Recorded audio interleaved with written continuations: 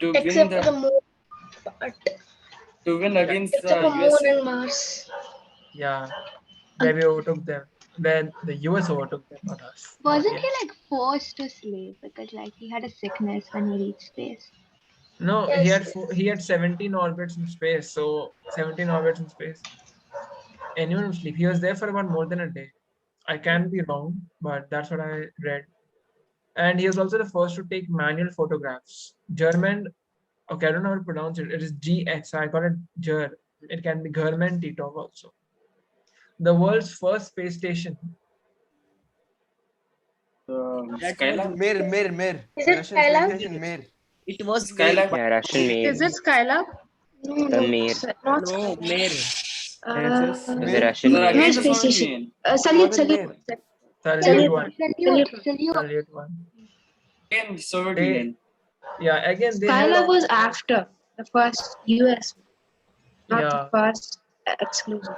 the world's first space station was That Salyut is 1. Salute. And I think so, Soyuz 10 was the first one to kind of achieve a docking with that space station. Yeah. They actually docked two of the modules together to form the sort of space. And the Soyuz 10 actually got only partial docking. They could not hard dock. Yeah. That's brilliant. So are you guys ready with the presentations for today? Yes, sir.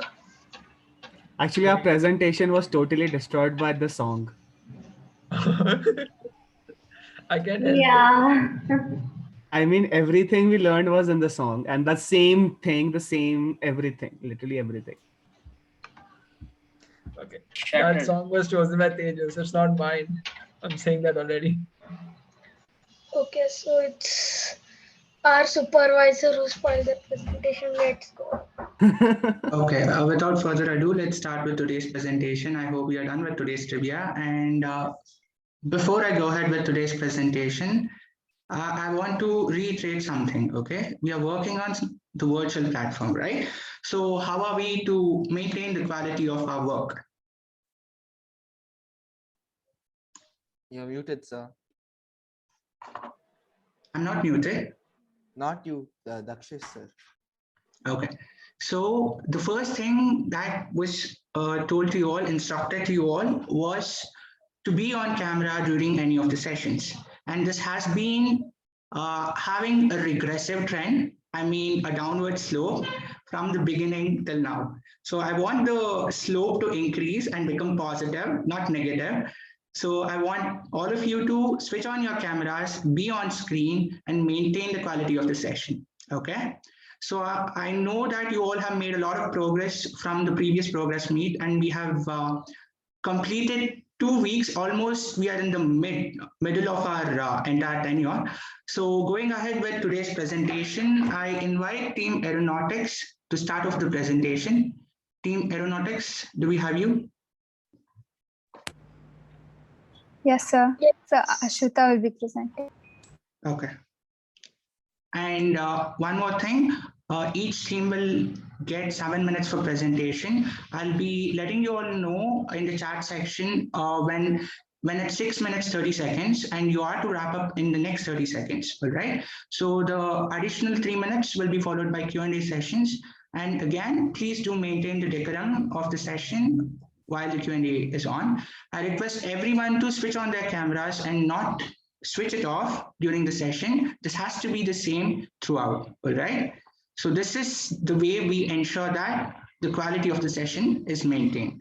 I request you all to switch on your cameras again. Go ahead, people.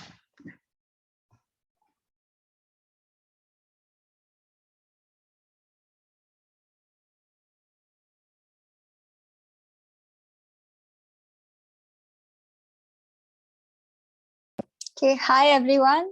So today the aeronautics team will be starting the presentations. Next slide. So we started off the week by dividing ourselves into subgroups.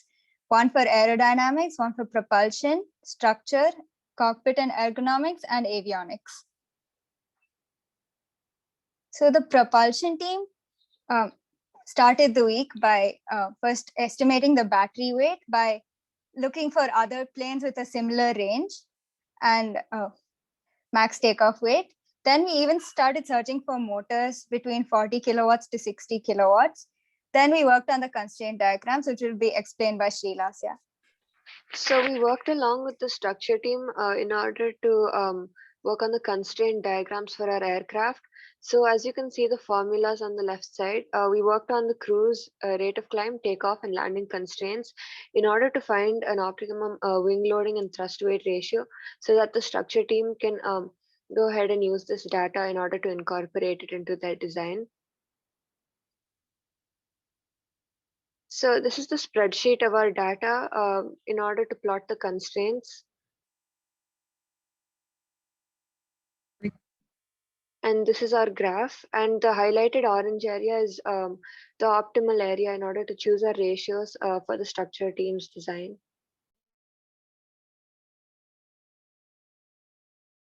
Next, Aditya will be presenting for the avionics team.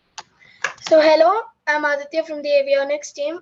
So as soon as we got divided into our subgroups on Monday, we immediately got to work on to finding the 6 basic instruments which are on a flight.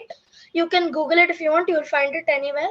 The 6 main important instruments were altimeter, airspeed indicator, vertical airspeed indicator, heading indicator, turn coordinator, and altitude indicator. So all these 6 aircraft instruments are divided into two subtypes, which is pilot static system and gyroscopic system. We will be researching about the gyroscopic system in the upcoming week. For now, let's learn more about the pilot static system. The airspeed indicator. It is very clear what an airspeed indicator is. We know that airspeed indicators indicate our speed. Most probably when we are talking about aircraft, it is in knots. Next, the altimeter.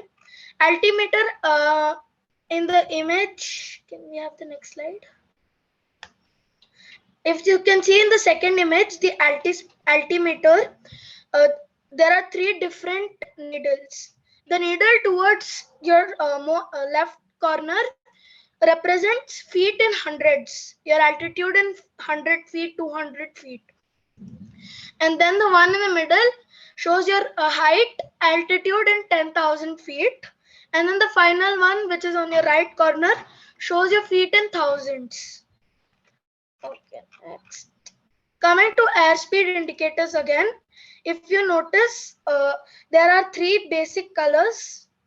I guess everyone is clear with what these 3 color indicates. The green one is for the on correct speed. The yellow one is for warning speed, which you can use in case your weather is clear, or else we have to fly within the green range. And then finally red, and the red one, which is considered dangerous. Next is the vertical speed indicators. The 4th one, it is basically just to indicate whether you're climbing or you're falling, that is you're landing. And then next slide, I'll be explaining about how these pilot static systems work. Is it next slide? Next slide, please. You know what I did. Okay, next from the aerodynamics team, Aditya will be explaining. The other Aditya. Hi, I am Aditya from aerodynamics team. So we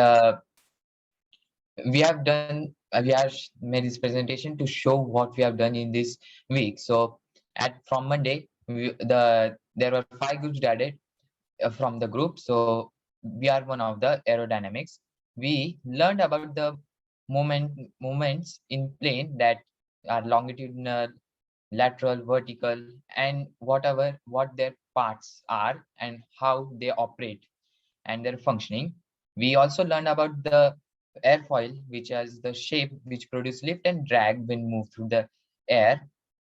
Their parts like cambers, trailer edge, etc. And also learned about the are there, which are defined by NACA and other airfoils.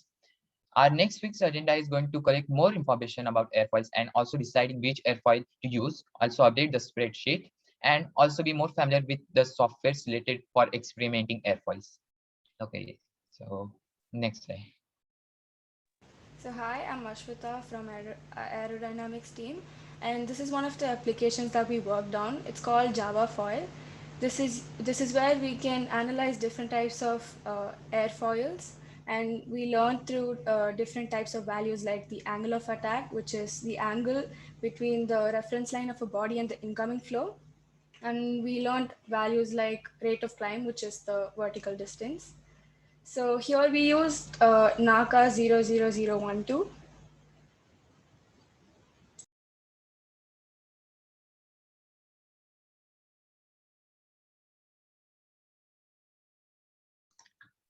Okay, perfect. Thank you, team. You can stop the screen share. So I open the floor for the questions and I request you all again to please switch on your cameras. Okay. Yes, Darshan, go ahead. Yes, I have a question.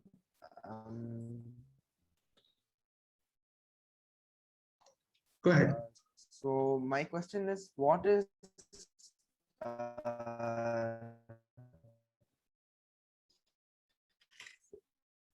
can you show that the last slide again?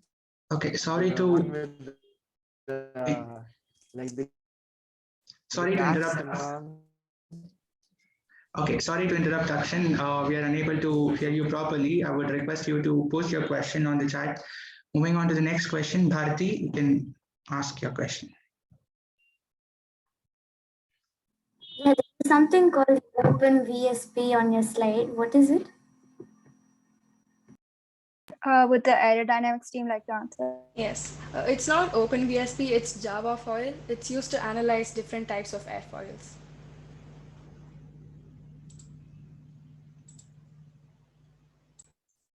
Okay, did that answer your question, Bharati?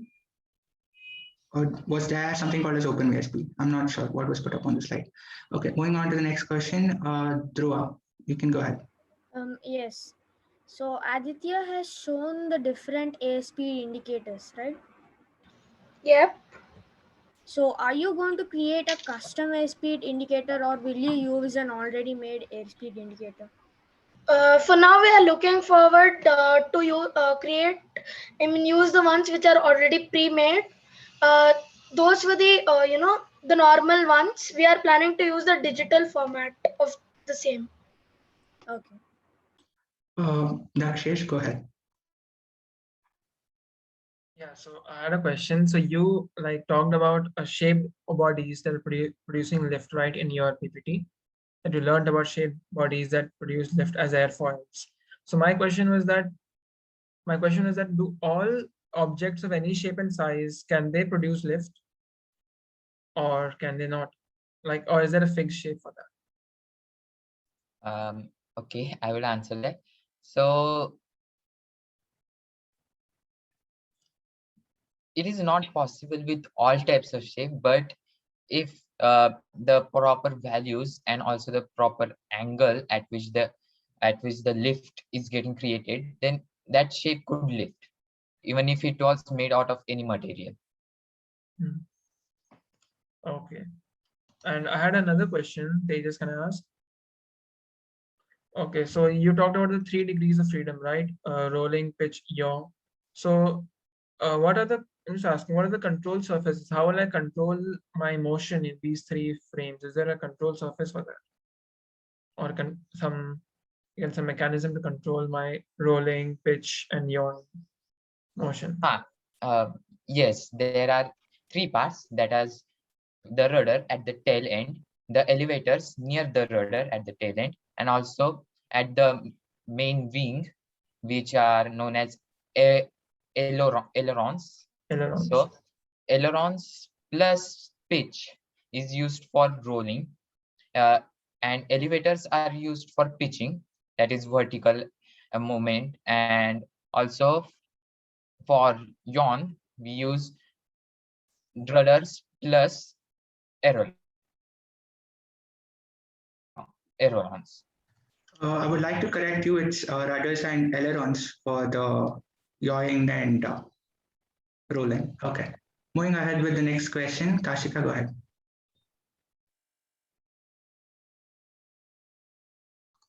Okay, I see that Kashika is frozen. So without further ado, let's move on to the next team, which is astronomy. Team astronomy, do we have exominds here? Yes, we have. Okay, go ahead. Give me a second. I'll just share my screen.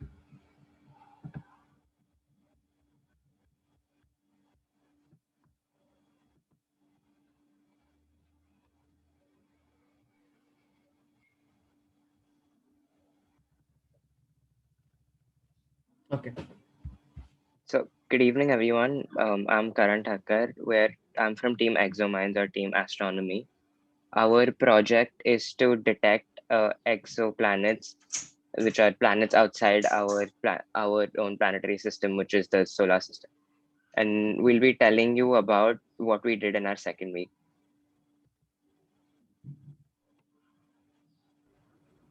So this is a brief of what we did for the week. So on Saturday, we revised the center of mass and gravity in the orbital periods. On Monday, we discussed about reflective motion. On Tuesday, one of the detection methods was discussed. Then on Wednesday, we discussed about the Doppler effect and also transit. This was continued on to Thursday, where we discussed nuclear fission and fusion while also discussing transit. And on Friday, we revised onto Avni.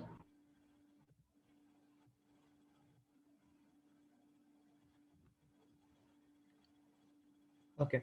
So I think Avdi is not available. So I'll start with the slide. So first of all, we discuss about gravity, friction, and center of mass. So what is gravity?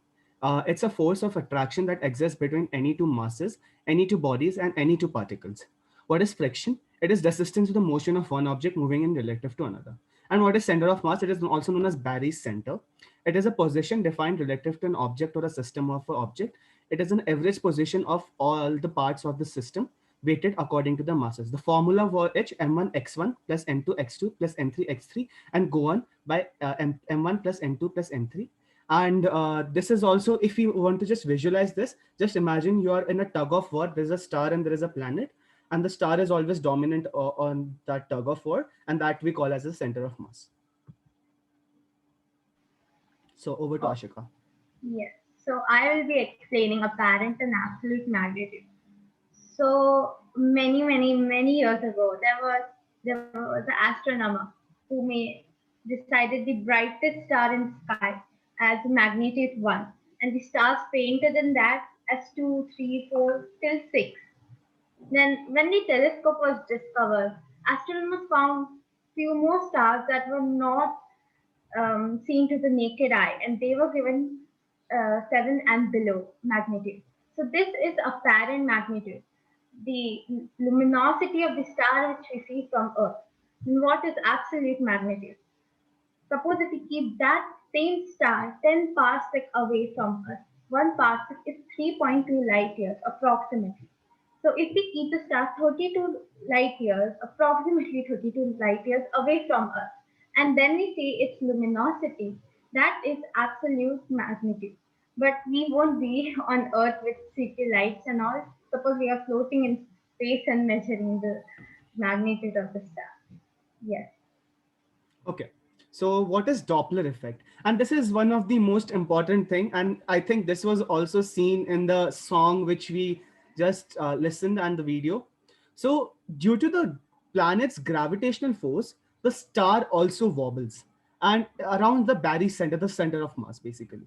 And it seems to go away and come near to us, and it shows Doppler effect.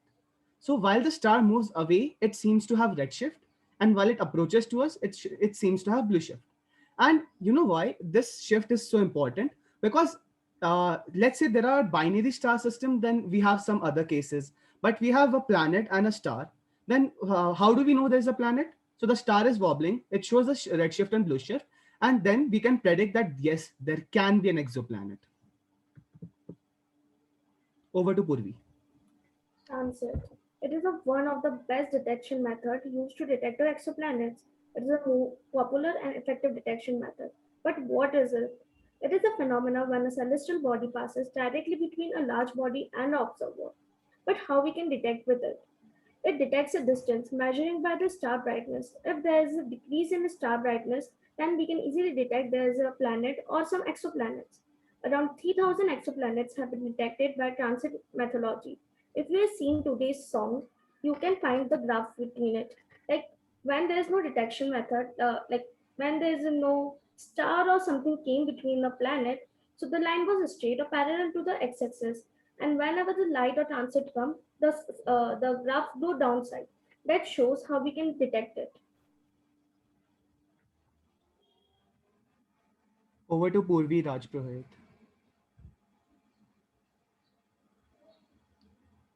Okay, I think she has some mic issues. So, what is nuclear fusion and fission? So, what is first? We'll talk about fission. During nuclear fission, okay, let me first explain you. In a very simple manner, fusion is basically when two different nuclei of an atom fuse to form another nuclei. That is, for example, two hydrogen atom fuses to form a helium atom. And fission is basically when two nuclei separates, or you can say breaks apart, or any other word, and to form a single nuclei breaks apart to form a two different nuclei. So for in nuclear fusion, energy is released. In nuclear fission, energy is taken in, and these two things actually makes the star not to collapse or not to expand. So here the team Exominds leaves. Thank you for listening to us so patiently. We are open to the questions. Thank you so much, team. You can stop sharing the screen, and I request you all again, and it is too embarrassing for me to request you all again to switch on your cameras. Okay, so we have hands going up. I will pass it to Tanmay and Kashika only if the cameras are switched on. I won't be able to because like it's cloudy here, so the network isn't good. I constantly like exit the meet and stuff. That's why. All right, go ahead, Tanmay. Yeah. So you said you use a transit method, right, for finding exoplanets.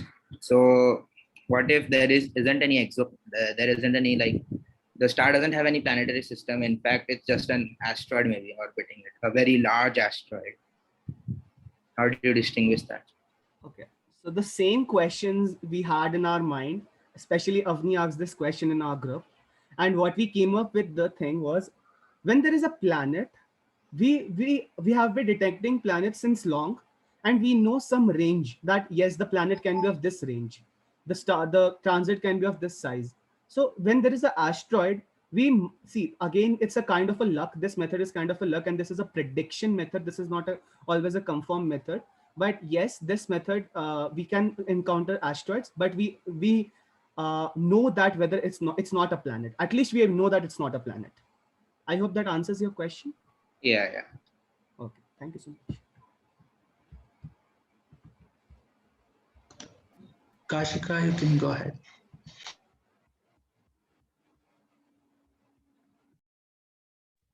Yeah, can you hear me? Perfectly. Yeah. So like you were talking about the magnitude of a star at the beginning of the presentation. So how do you basically detect, how do astronomers predict the magnitude of a star? And also, so I have another question. Can I ask that too? Yeah. So there are basically like three methods that astronomers sort of use to detect exoplanets, like the radial velocity method, the astrometry method, and the transit method. So are you sort of considering all those three methods to detect your exoplanet, the right one? Okay. So the magnitude one, I think Ashika will answer. I'll just answer the second question first. So yes, we have so many methods to detect the exoplanets. But the thing is that the first thing that comes in our mind is what we see is what we believe, and that is the reason transit method is used for. Transit is a very lucky method. I mean, it's not really that okay, tomorrow the transit will happen and I'll go and see it. So it's really unpredictable, but yet it is one of the most popular methods. because that is the most we can see with most surety. And the other methods which you mentioned, yes, we are also going to use that method, because our problem statement is to know whether the planet is in habitable zone, and while detecting the exoplanets, we are going to consider all the possible methods and going to write a research paper on possible methods along with the whether we can find a planet or not, and whether it is in habitable zone or not. Ashika, over to you. Yeah, so how to detect a magnitude of the star? So, like I told a long time ago, an astronomer, he made the brightest star in the sky. He gave it a value 1 as the magnitude. So, I'm so sorry for the background disturbance. But if this is so, suppose X star is the brightest star in the night sky, then in respect to that, other values are given, such as 3, 4, and so on. Those are for the stars which are fainter than the brightest one, and ones which were later seen as much, much more brighter. They were given kind of negative values, like in minus or in 0 point something. So, in respect to the brightest star in the sky, the magnitude is given. Okay, just curious, which is that star taken for reference? Magnitude 0.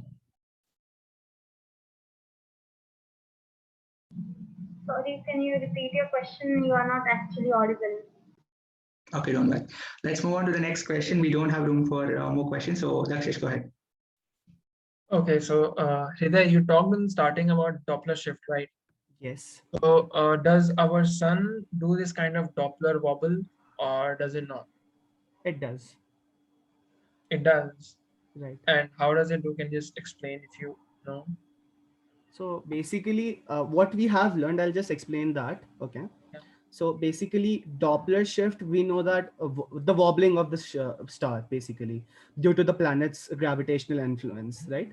So when the star, I don't know how exactly it moves, but it moves like this. So it's really, really small. The movement is really, really small, but it does like around its own center of mass, the planets and all, it moves like this really. So we cannot even like detect it with our naked eye, but a very huge instruments are used, and every star with a planet in their system wobbles, and that can be really, really small, that can be really, really huge, and depends on the mass.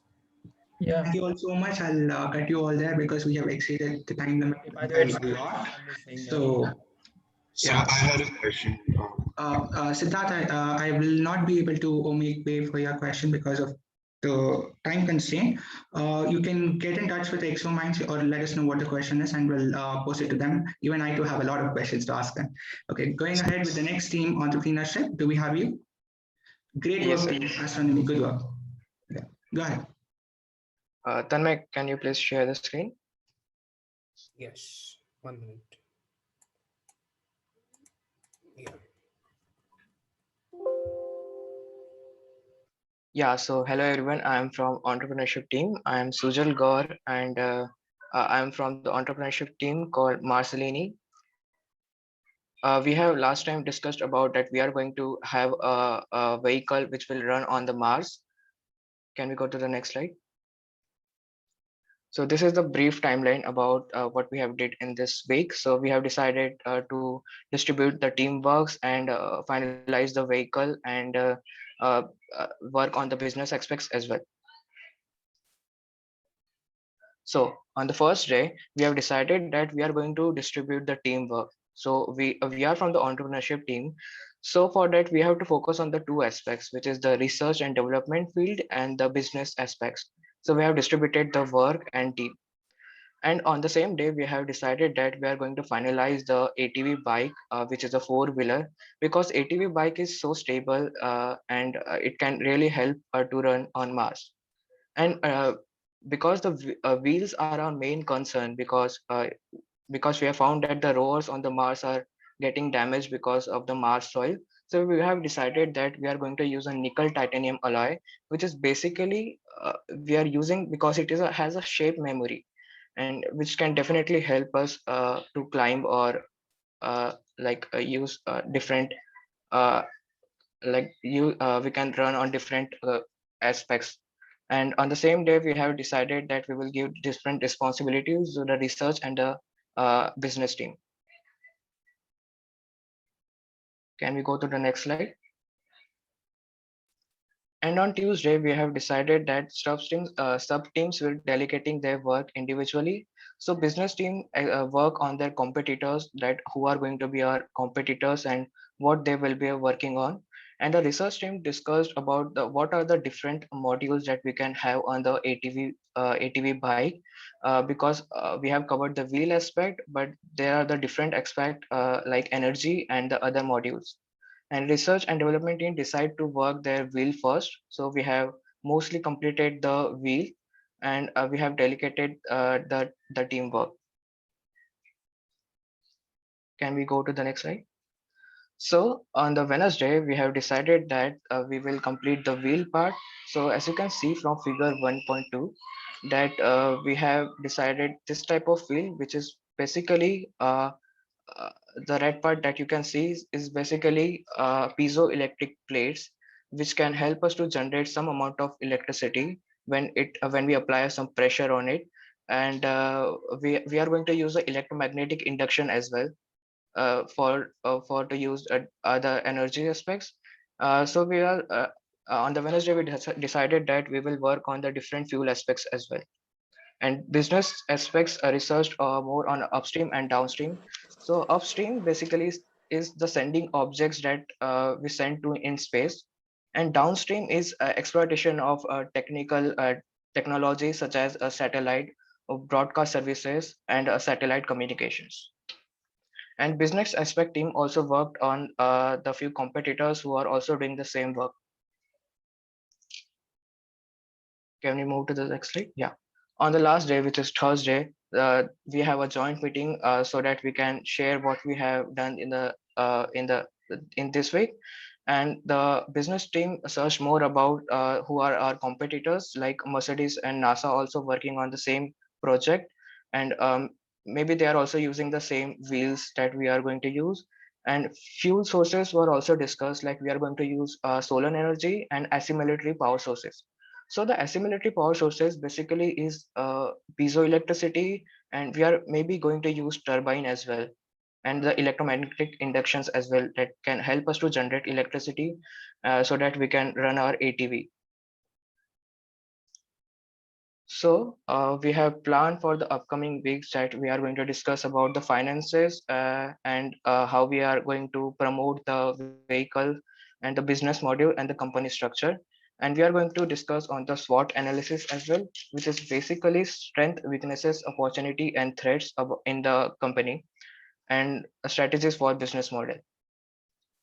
So yeah, these are the references which we have used for us for designing a vehicle, a wheel, and the other research which we have done from.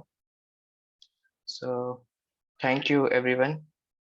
This is for our team, and we are open to questions. So thank you so much, Sujil. Okay, I see lots of hands going up. Before I open the floor, I have a personal question myself. So I heard I'm taking the advantage. All right. So okay, the thing is, I heard you mentioning about memory alloys. Was I right? Yes, sir. Do you understand how it functions? Yes, sir. The function, the basically when suppose there is a rock and the wheel is going there, so the wheel can bend, and in the next step that is going to happen, it can come in its own shape again. Oh, I'm sorry to disappoint you. That's not how it works. No. It's basically it retains a particular shape at a particular temperature. If you heat it, it goes to another shape. If you cool it, it comes back to another shape. It's not like at the same temperature you deform it and it comes back to that shape. It's not something like sponge. No, exactly. I wanted to add that if so that's why at a particular that's why we have all the electricity. We also plan to have a something to regulate the temperature to have to have the thing functioning, to have the memory alloy functioning properly. why memory alloy? What's the use? That's actually the question there, because No, because we plan on having the memory alloy because the Martian surface is full of rocks, and we are not using a proper rubber wheel, right? Because it has there, it's not a very even surface, and we're not using rubber wheels. We're using wheels that are made of almost like, how do you define it? It's made up of like strips of metal, so you can't use a regular wheel that when it bends it. team, I'll get back to you on that question separately. I'll not drag it much. Let's stop that. Let's stop that question there. Okay, moving on. Opening the floor for others. Ria, go ahead. So my question was, how will you get the resources to make ATVs up there? Like to take that question. ADVs, actually, we'll be focusing on electrical ADVs. So right now they are available on Earth here, and they don't cost more than 60,000 rupees, electrical ones. As you mentioned, the nickel and some Completely titanium. Nickel titanium. So we're using nickel titanium alloy, and it's not as if it's not available on Earth. It's quite cheap. So it's just 1 rupee per gram, and we can make the wheels here on Earth, and we can send them to Mars because NASA and SpaceX, they are planning to use the same material for their wheels. And from the videos and from the research that we did, we saw that they're quite compressible. They're a bit compressible, and so they won't get they won't get deformed or they won't get torn on the Martian surface. So we'll be making the wheels here, and then we'll be sending them to Mars. What's the modulus? I'm sorry, sir? What's the modulus value? So the Young's modulus. So we're working on the calculations right now, and I'll get back to you. So because okay, moving on to the next question, Nikhil. Yeah. You said that you will use turbine. I don't understand. How will you use turbine then? There can basically be 2 applications of a turbine. We are thinking about using a turbine right now. So we can either plant a shaft at the end of the vehicle, and we can attach a lightweight turbine. Emphasis on the lightweight because Martian atmosphere is quite thin. It's not as dense as Earth atmosphere. And yeah. I'm sorry to disturb you, but Nikhil, counter questions are removed. Okay. Moving on to the next question, Amol, go ahead. Yeah, the thing is, again, coming back to the wheels, the thing is, titanium will be in short supply in here, on here. Earth itself, it's a very scarce resource. And even further, like, how do you think that you can easily manufacture those? Because titanium is not very easily malleable or ductile, you see. So how are you going to come around that issue? Because this affects your manufacturing and then the delivery of your ATVs to Mars, and considering Homan's transfer, which is every once in 2 years. So this just adds delays, right? Right. So as I mentioned before, nickel titanium, we'll be using the alloy, not just titanium, and it's going to be a 1-to-1 ratio. And it's available in India for, I think I mentioned the price as well. It's just 1 rupee per gram if we buy the powder. And so we're going to, so you said that titanium isn't malleable, but see, we're talking about an alloy, right? So the properties, they seriously get altered in an alloy. And I think because we'll be making wires and we'll be weaving them together to form the wheel. Okay. Because in the CAD model, it looked a little different, so I got a little confused. Yeah. Thank you. Okay. As we are short with the time again, we have overshot it. I'll be closing the questions for now. If there are any genuine questions that you all have, you can directly get in touch with the team. We'll make arrangements for that. Moving on to the next team, do we have rocketry here? Yes, we do. Okay. All right. Thank you so much, team entrepreneurship. I'm so sorry. Yeah. Hope my screen. Oh. Yeah. Is my screen visible? Perfect. All right. Good evening, guys. I am Fida and I'm the team leader for Team Hyperion. So this is what our team has been working on the past week, and we're super excited to share it with the rest of the cohort. Keep your engines running because we have a lot in store. Before we would like to begin, I would like to thank all my team members who have sincerely worked on this week's weekly update, and our awesome mentors, Mahesh sir and Dakshi sir, for being awesome teachers. So let's begin. Moving on, these are the things we would like to share with all of you today. Newton's laws, slide prepared by Bharati, basics of rocketry, slide by Suhani and Tanmay, and Open Rocket, the software slide prepared by Kashif and me. Our mission statement is to design and build an experimental rocket. So after last week's weekly meeting, we studied about laws of motion, law of conservation of momentum, and how rockets work on these principles.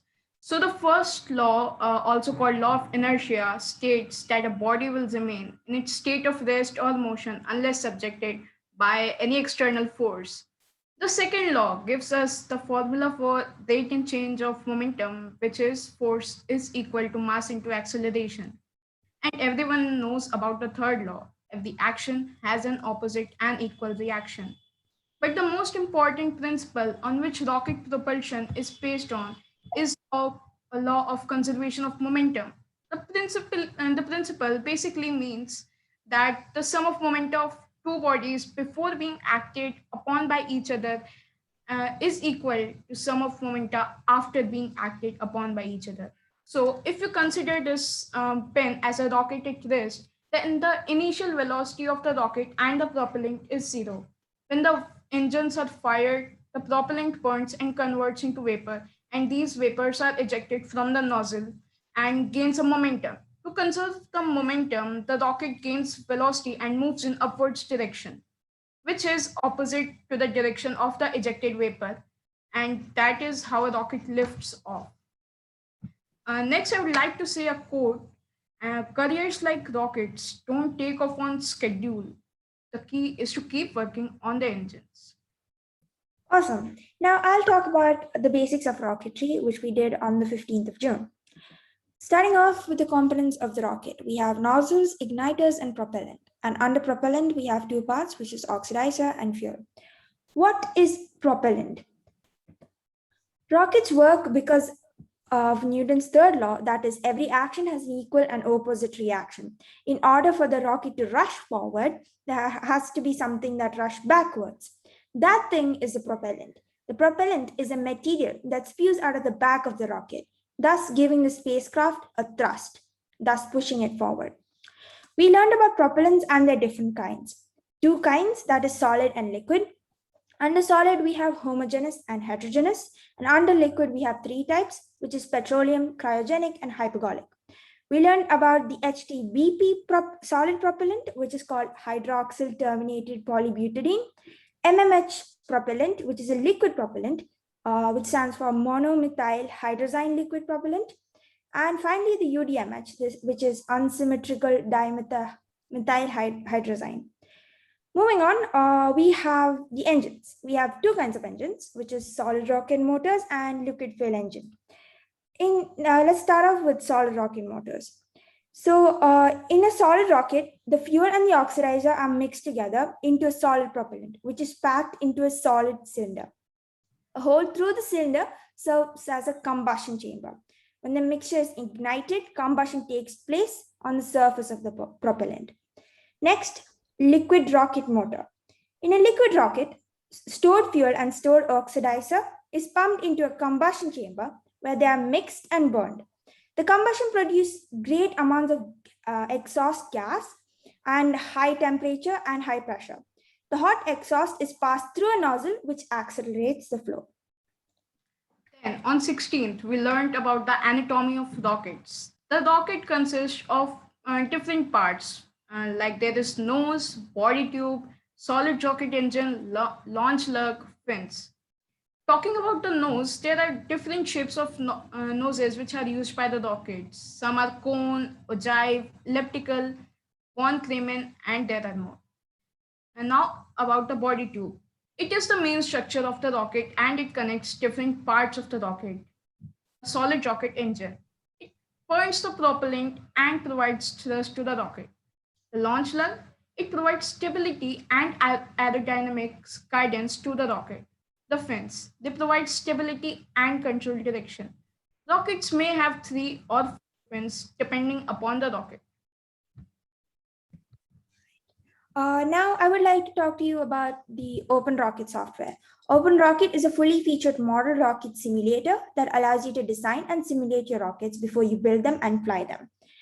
Moving on to the simulations of Open Rocket, Figure 1 represents the main rocket design window, which is used to design the rocket and also provides information about flight simulation in real time. Figure 2 is the nose cone configuration dialog box. So every component of a rocket, whether it be nose cone, body tube, transition, etc., all of it has its own dialog box and it provides information about it.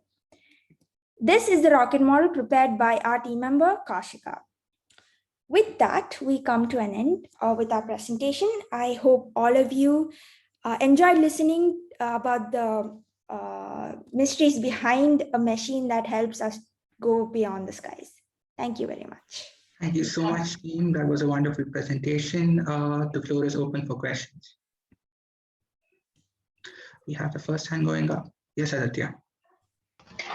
So we learned that there are two different kinds of force centers. One is center of mass and one is center of gravity.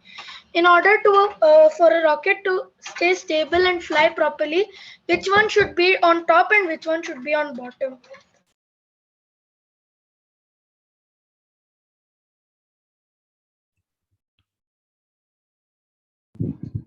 So I'll take that question.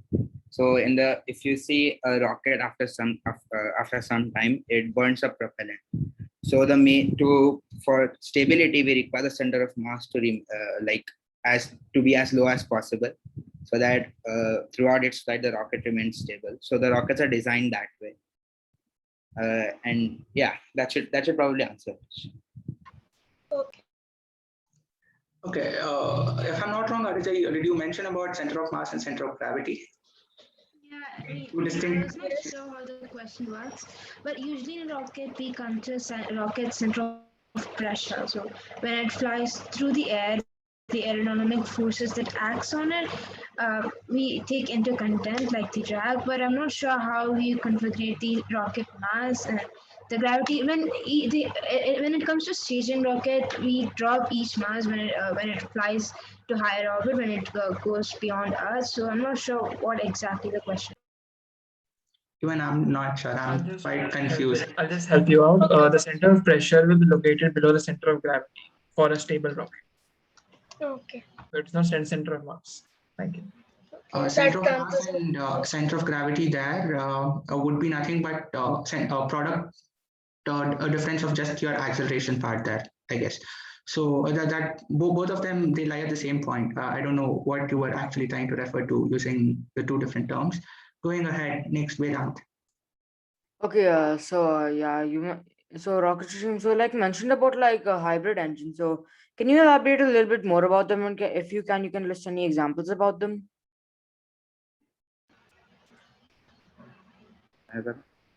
So hybrid engines, they usually there are solid rocket motors which use solid propellant, liquid fuel engines which use liquid fuel and liquid oxidizer. Hybrid engines, they have an oxidizer and a fuel, but they are in different states. So like one may be liquid, one may be solid, like that. So that those require completely different like plumbing and stuff, so that the solid grains and the liquid fuel, both of them can flow properly. We haven't yet touched we haven't touched hybrid engines very well though, so I won't be able to tell you any examples yet, but I can come back to you later. Okay. Okay, Tanmay, with your question, we'll be closing this session for rocket. How many stages will your rocket have, and till where do you plan to send it? Till what orbit? Yeah, I would take that question, but we haven't discussed about that yet. We are still in the learning phase of the program. Once we figure out what our mission is, and then we'll discuss about it probably in the next meeting update. Thank you so much, team. That was a wonderful presentation. Now moving ahead to the next team, do we have team satellites? Yeah, I will be presenting.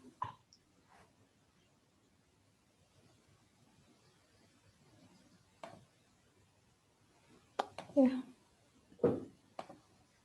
Hello everyone. We are Team Delta Cosmos, and here is our weekly report. So, the agenda for this week was subsystems app development and sponsorship. And based on this, we were able to divide our team into 3 different teams, which was our CAD group, app development team, and our sponsors team. So, this is the summary. Can I have my CAD team first? Yeah. Hey everyone, I'm Grammy. I'm from Kathy. So the agenda for week 2 was we discussed about the camera system and decided the lenses that should be fit for our satellite as we have a selfie program. And then we decided the software for the CAD designing. Then we make a basic design of the satellite too. We have a lot of data collection, and we also discuss about the ADCS system that will be elaborated by Spandan. Yeah, hi, I'm Spandan from the CAD team. We initially had a couple of 3D CAD softwares to choose from, like Final Mesh, 3D Paint, AutoCAD, and Fusion 360. We stick to Fusion 360 for the timing. We had a lot of discussion on data collection. We basically went through websites of camera manufacturers to understand the details of how exactly our optical payload is going to work. For the decision on ADCS, that is the Attitude Determination Control System, which is responsible for the stability, we have planned a space degree proven system and of consisting of brushless motors.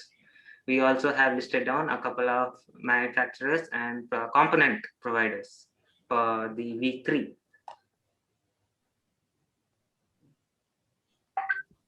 I would like to hand over the mic to Vahini for the sponsorship team. Thank you, Spandan. Hello, everyone. I'm Vahini from the sponsorship team. And in sponsorship team, we have created and assigned a list of sponsors for both financial and product sponsor, and also contacted a few companies for the sponsorship. And also, we are contacting the companies which can provide the requirements needed for the CAT team. So we are asking for the sponsorship based on the requirements needed by the CAT team. So yeah, that's all for. Hi, I'm Anya from the app team. So our idea is to create an app to take selfies and photos from the low Earth orbit around the world by just a tap using a satellite. So the language we use is Java and React Native. So the features is to set reminders and alarms, share it on social media, user interface to drag satellite anywhere around the world. So we have a map where a satellite will represent, and we can drag it anywhere around the world, and we can see the photos taken there, and the research location of the satellite to take a photo. We are also adding many languages, and there are also fun contests and games, and we can also get points for this. So the games is we need to predict when the satellite is going to appear on the location which you chose. So you can, if you guess right, you get more points, and you can auto take photos too. Now I'd like Farida to discuss a prototype here. Shweta will discuss right now. Can Yes. next slide? Yes, thank you. Thank you, Manya. Building the prototype. We used MIT App Inventor to lay out our ideas. Here are some of the screens we have worked on. In screen 1, we plan to add our app logo, which is not yet decided. We also added a sign-up form for privacy reasons. I would like to welcome Farida to further guide you. After creating an account successfully, the homepage will include the option to track the satellite, to save photos in the gallery, and even share them on social media. Additionally, users should collect enough photos to play in fun contests and games, which would give you access to many perks when you collect enough points. We also have plans for further access, like auto-taking photos, removing watermarks, and much more. But the apps will always remain free to download, so everyone can have the opportunity to enjoy spectacular views from space taken by them using a single tap. So coming to the plan for our week 3, we were able to make a lot of progress. So yeah, here's our plan for week 3. Yeah, I'd like to invite CAT team. Okay, so hi, I'm Vedant from the CAT team. So what do we do for week 3? one of the big questions we had was like how to make our satellite spacious and making things fit in a small space. And we also decided to work on solar panels and adding more effective, useful, and unique features to a satellite. And we also worked on deciding an onboard data system, and also designing a 2D model for a satellite, and then working from then on a 3D one. Yeah, hi, I'm Sachin from the app team. So in week 3, we plan to fix any errors we find in the prototype app. We plan to finalize the design, which is like the logo and the style. We start programming the app. We apply the backend, which is connecting the app with the satellite, and we connect with the CAD team so that we can measure the finer details. For the sponsorship, as usual, we will follow up the emails and contact more companies for asking the sponsorship and yeah, for planning the sponsorship itself. Yeah, that's all. So thank you, everyone. We are open to questions now. Thank you so much, team. That was a wonderful presentation. I'm really impressed that you all are working on the sponsorship part too at this very early stage. Before opening the floor for questions, just a query. Have you worked on the resolution of the camera that Yeah, would be? yeah, we did. I'd like Spandan to take up with this one. Yeah. Regarding the resolution for the optical payload, that's the camera, we have initially designed the camera for spatial resolutions and for restricted for the areas which are restricted, which have a restricted access to the world. We'll be providing, if someone requests for those photographs, we will be providing them with 4 by resolution photos, so that it would be a bit blurred and it wouldn't hamper the data. It wouldn't hamper the Privacy of the location. Yeah. Okay, thank you so much. Sridhar, go ahead with your question. So you mentioned about signing up in your app. So can you guarantee the privacy of the data again? Yeah, Farida, would you like to? Okay, yeah, Manya. Manya, you can go Yes, ahead. we're like storing it in a server, but at this all again we have to like update our security and we are still working on it. Yeah, but I can guarantee you we are using servers which will guarantee your privacy. Yeah, thank you. So I think you might be asking this question because we did mention that we are asking for your location. So yeah, we get it, and that's why we are also working on how to make it a more, secure and more safer for the users too. Thank you. Perfect. Okay, this time Dakshish has been wise and raised his hand first. Go ahead, Dakshish. Yeah, thank you. My question was that, like, where are you going to program your app? Like, just a very trivial question. Will it be just for the Android users or the iOS or for all? Okay, so the first thing is that we are currently designing it. So we did actually try our, app on the Android version, which worked fine. But the iOS, we had a few problems. There were a few errors. So yeah, we are still working on that. I think Farida, if you would want to expand on this, you can go ahead.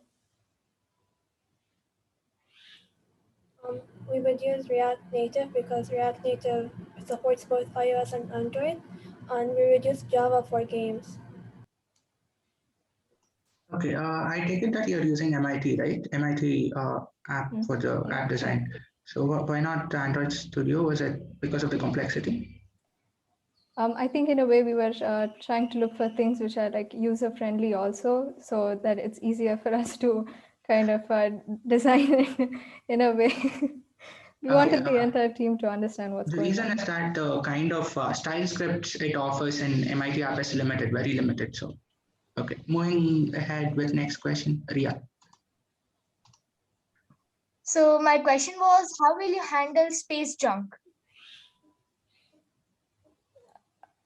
Could you expand on your question? Space junk. Like you mentioned that your satellite will be moving in the lower orbit, right?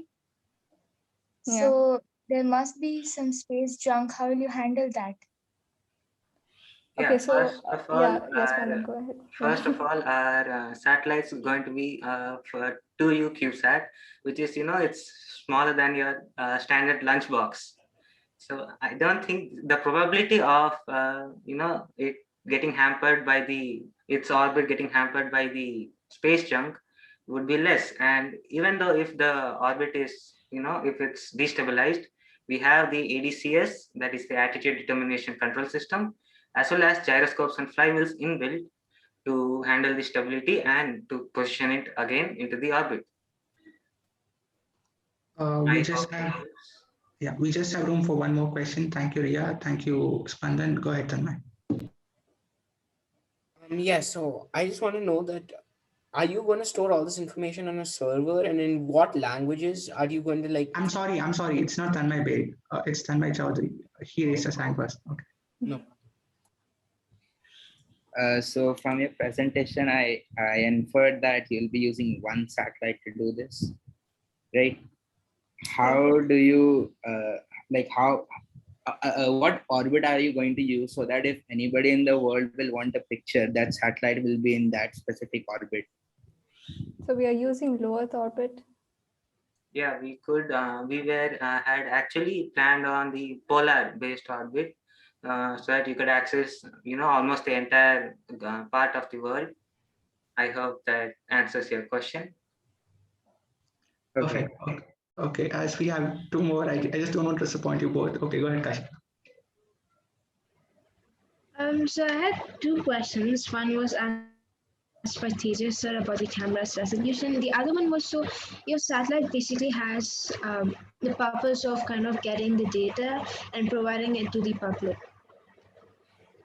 Is that the mission?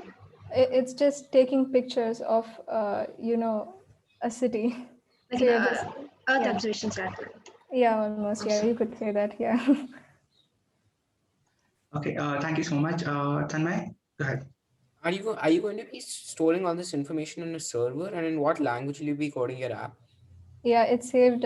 We are looking for AWS, but again, the thing is that we are currently looking for a sponsor. So we need to talk to AWS, and if that is fine, then we'll be using that. And yeah, Farida, what language are you using? It's again, like we mentioned, it was Java and React Native. So. Yeah, thanks. Okay. Thank you so much, team. That was a wonderful presentation. Moving ahead, we have Space Settlements team. Okay, do we have Space Settlements team here? Yeah, present. Yes. Okay, great, Tanvi. Okay, I request you all to switch on the cameras again.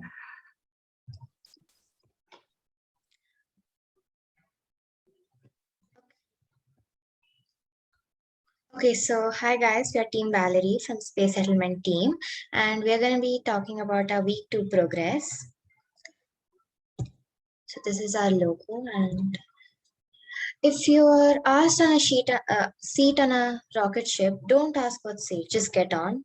It's a quote by Sheryl Sandberg. So this is our team once again. Manisha ma'am and Deepthi ma'am have been excellent supervisors. And let's move on. So this is our week 2 timeline. On Monday, we had a poll on whether to decide between orbital or planetary settlement. And on Tuesday, we started working on the design. On Wednesday, we discussed about the life support systems and where we will get the resources from. And on Thursday, we finalized our design and talked about the worst case scenarios. And now, so now we have the table of contents. The contents we'll be talking about today are which type of settlement we have chosen, the location, the structure, and the life support systems.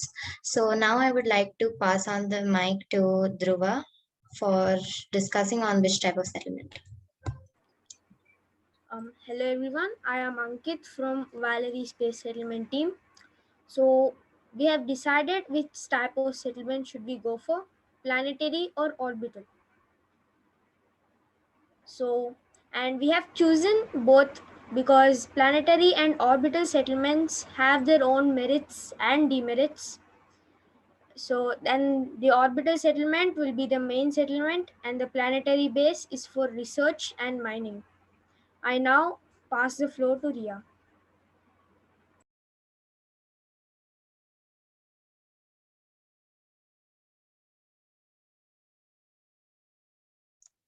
So now the question arises that what location do we have to put our settlement on? Next slide, please.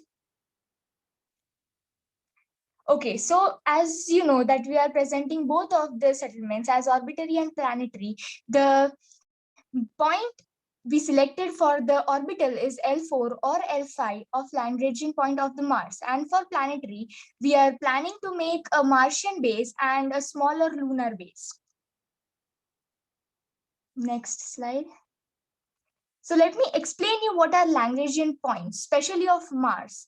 So as you can see in this picture, there are L1 and L2 are exactly near the Mars, which can be unstable for the settlement. So we decided to get our settlement to L4 and L5 point, which makes an equilateral triangle if we calculate, and there is no difference in the distance of them.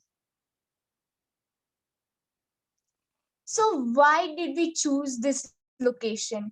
As I mentioned before, L4 and L5 points are more stable, and Mars is nearby with where we can make the surface base, and the asteroid belts is near. Hence, we can mine the asteroids to get our resources.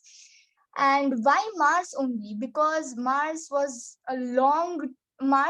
waiting for a long time colonization from like since so many years.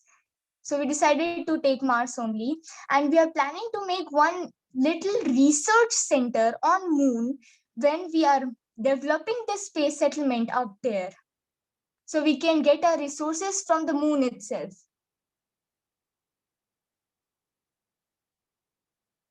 Now I would like to pass the floor to Kirtana.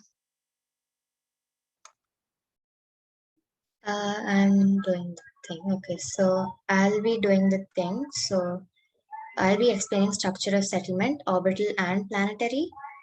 So so we haven't come up with an exact design of what our settlement will look, but these are some of the ideas suggested by many of our team members. So the one here was the one we were initially going for, but we were open to a lot of suggestions because keeping only one design in mind is not logical. We have to look from a lot of areas, and we have to decide on a settlement which is very sustainable. So these are some of the designs we had created. And these are another designs. This is so we are using actually torus or tori for our settlement, and we thought that is a must because so as to like stimulate artificial gravity and also stimulate Earth-like conditions. And so this is the main components we were thinking of while designing our settlement. So a torus, as I told before, a torus will enable us to stimulate Earth-like conditions. Like we'll be spinning the tori in at least one rotation per minute to create enough centrifugal force to stimulate artificial gravity. Escape pods. So escape pods are pretty important in space in case of an emergency. So for our escape pod design, we are thinking of one escape pod can contain at least 4 to 5 people, so that we can decrease the number of escape pods needed in total. And also we have a microgravity hub where so a microgravity hub will be in the tori, but the tori will be spinning much slower, or like it won't be spinning at all. So microgravity hub is actually very important for research and training, because if you tell an astronaut to go do a spacewalk immediately, you won't be, they have to train for first before going into space. So that is why the microgravity hub is for. And recreation centers will consist of gyms, parks, etc. It's very important to have fun because of our mental health. Our mental health will be affected a lot in space. So this is our idea for a Martian base. So this idea, so Mars is a red planet and it has a lot of radiation, almost 50 times the radiation of Earth. And we are planning to do these kind of shields. So these shields will be made from regolith. So regolith will protect us from the radiation as well as the dust storms on Mars. So if you will know, the Mars has enormous dust storms. It has global dust storms as well. So we needed to come up with a shield for that. And this is the idea for our Luna base. This picture is from NASA's Artemis program. So we are not planning anything like this because NASA Sorry is to interrupt, team. 7 minutes around. okay. We'll go fast. So this is the thing, and I'll pass the floor to Kirtana for life support systems. Thank you, Tanvi. So I'd like to talk about the life support systems quickly. So can you go to the next slide, please? So the major life support systems that you're working on are water, fuel, food production, energy, and gravity. So for water, we are planning to obtain it from icy asteroids and polar ice caps of Mars and create it under lab conditions. For fuels, we would be extracting compounds containing hydrogen, carbon, methane, and helium-3 and using electrolysis to separate them. For food production, we have devised 3 methods: hydroponics, aquaponics, and alga culture to harvest food. And for energy, we are planning to there are 3 methods. So we're planning to convert kinetic energy from the physical activity of humans in gyms and quad cells, and also use solar panels and nuclear energy. For spinning, we would be spinning for gravity, we would be spinning our orbital settlement to create centrifugal force. And to obtain the resources needed for all this, we would be mining asteroids and moons of Mars to get the resources needed. Over to Tanvi. Thank you. So let's beam our settlement up. Okay, let's boldly go where no man has gone before. So if you're Star Trek fans, you will know this quote. So yes, thank you. And we're open to questions. Thank you so much, Tanvi and team. That was a wonderful presentation. I see that the red was giving you all a call and you all are up ahead, making your journey there. That very well presented. Okay. I also saw that the hands were shooting up before the halftime itself. So I'll open the floor for questions. Just go ahead. Okay, so I have two small questions. First of all, why didn't you consider Phobos and DMOs for your like settlement? Why did you why did you take the Lagrangian points? And also one. Just as a small question, why did you choose a circular like thing for your circular design for your orbitals? Do not answer the second question. Okay, go ahead. So I would like to answer Dakshay sir's question.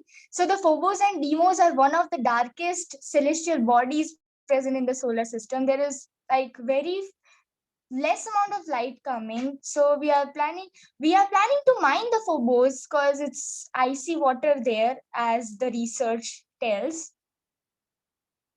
I hope I answered the question correctly. Next, follow-up question that he had regarding the structure. Go ahead. So for the why we selected a like a cylindrical design is mainly for the gravity. It will be spinning to create centrifugal force for gravity. So that is one of the major points we considered. I hope that satisfies Dakshay. Going on, Nidhi, go ahead. Okay, so my question is actually about the funding, because you said you have a different base on Moon and another base on Mars. So is there a factor that you're considering how much money is it going to take, or is this whole thing like a little hypothetical? We are working on estimating a cost. It will be a lot, but we are actually thinking this as a global project. So I hope that answers your question. Yeah, I would have asked about how are you going to fund it, but I'm not going to ask a second question. Okay, I'll skip Kushagra and Hriday because their cameras are switched off. I can only see Anjali on camera. So Anjali, go ahead. Yeah. Okay. So I had a question. So you were planning to make a settlement near Mars, right? So and you're also near the Kuiper belt. So how are you going to protect your settlement from asteroids, since you're very near to the asteroid? We are planning to catch the asteroids and mine them. Also, we will be, if it's a very, very big asteroid, we're going to actually change the trajectory a bit. Yeah, we have escape pods for that also. Perfect. Okay. Hriday has smartly switched on his camera. Go ahead, Hriday. So you mentioned that it's a global project. So you're planning for how many people basically fitting inside your orbital settlement and your whole thing? More than 1,000. Yeah. Short and sweet answer. Perfect. Siddhant? Thank you, sir. I just wanted to know that you plan on having a base on around the moon, and you're also planning to mine asteroids. So it's quite logical if if the second base is somewhere around Mars, right? But how feasible do you think it is? Because it's not a bus journey. You have to travel between Moon and Mars and back, and that is going to incur a lot of cost. So shouldn't you just change your base a bit uh, to make it more I feasible? would I would like to answer your question. The base for the moon is just for the purpose of resources when we are constructing the settlement.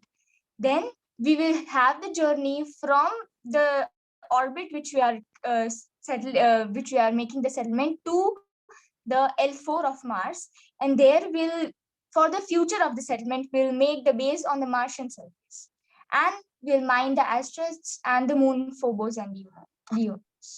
So I have a follow-up question. Can I No please? follow-up questions. Okay, I see that there's some fun going on in the chat.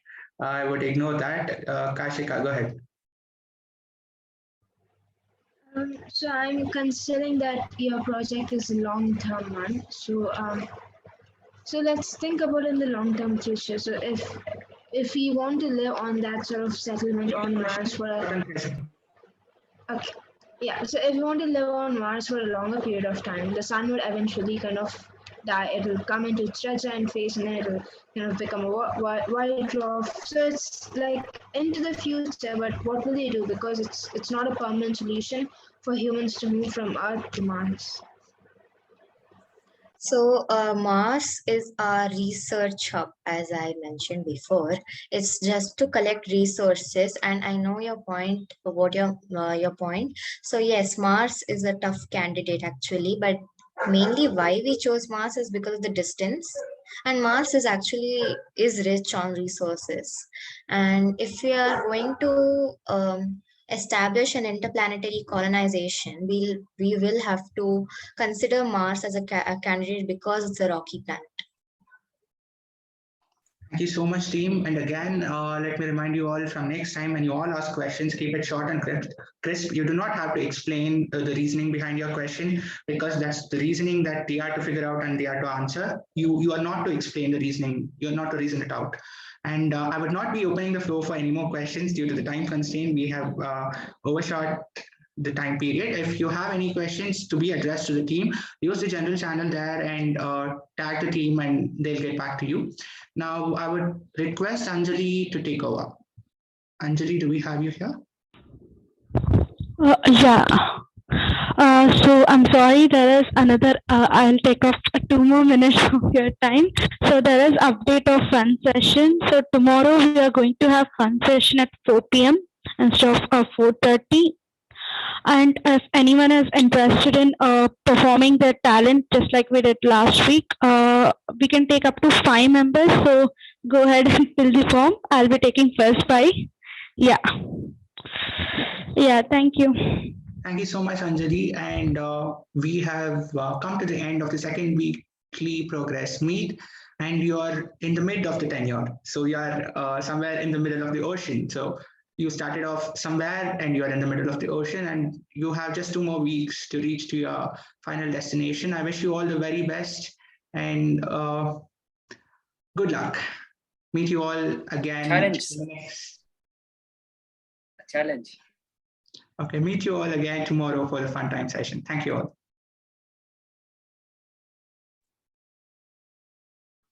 Thank you, sir. Bye, sir. Bye, sir.